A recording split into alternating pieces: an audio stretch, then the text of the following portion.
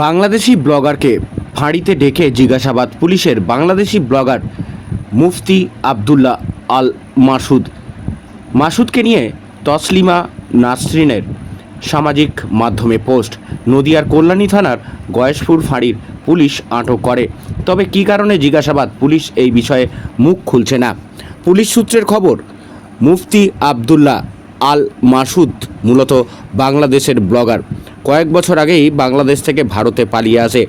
রাজ্যের বিভিন্ন জায়গায় ভাড়া থাকে। কয়েক মাস আগে কল্যাণী থানার গয়েশপুর 13 নম্বর ওয়ার্ডে একটি বাড়ি ভাড়া নেয়, যার বাড়ি তিনি চাকদহের বাসিন্দা। পেশায় স্কুল শিক্ষক। তিনিও এখানে থাকেন না। যদিও মাসুদ নিয়ে বাড়ির মালিক ও পরিবারের মুখ খোলেনি। স্থানীয়দের দাবি, মাসুদ ঘরেই থাকতো। মাঝে মাঝে বাংলাদেশ থেকে লোকজন আসতো। এলাকার যেসবে মিশত না। স্থানীয়রা বিভিন্ন জায়গা সহ ফাঁড়িতে কয়েকদিন আগেই অভিযোগ করে।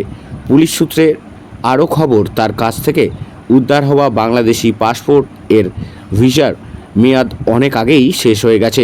ইতিমধ্যেই তসলিমা নাসরিন মাসুদকে নিয়ে সামাজিক মাধ্যমে পোস্ট করেছেন। এইসব বিষয় নিয়ে স্থানীয় এক বাসিন্দা গোপাল চ্যাটার্জি তিনি কি বলছেন আপনাদেরকে শোনাবো। পরবর্তী খবরের জন্য অবশ্যই চোখ রাখুন নিউজ কলকাতার পর্দায়।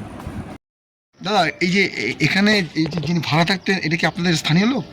না কোথায় বাড়ি কি জানতেন কিছু? না না সেসব জানতাম না। এরপরে কি পুলিশ তো এসে ধরে নিয়ে গেছে? হ্যাঁ, কি কারণে? সেটা তো বলতে পারবো না। অনেক দিন ধরে এখানে ছিল। পুলিশ আসার পরে পাড়া থেকে কমপ্লেন হয়েছিল। কি কমপ্লেন্ট করেছিল? কমপ্লেন পাড়া থেকে করেছিল যে একজন থাকে এইখানে, আমাদের মানে অচেনা লোক।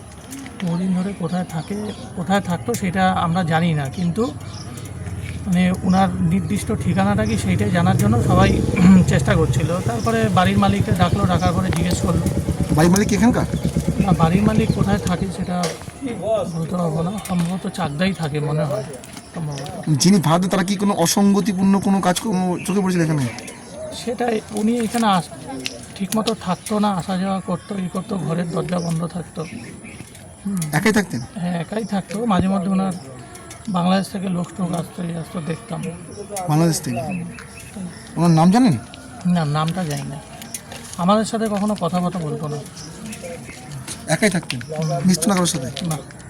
আর যিনি বাড়ির মালিক তিনি আসতেন এখানে? হ্যাঁ, বাড়ির মালিক আসতো। ওনার সাথে কথা হয়? বাড়ির মালিক আসতো। মানে যাকে ধরে নিয়ে গেছে পুলিশ, নাম জানেন না তার? না, না। যিনি থাকতেন এখানে? না, এই বাড়ির মালিকের নাম কি ছিল? বাড়ির মালিকের নামটা বলতে পারবো না। কি নাম আপনার? আমার নাম গোপাল চ্যাটার্জি। এটা কত নম্বর ওয়ার্ড? 13 নম্বর। গয়েশপুর।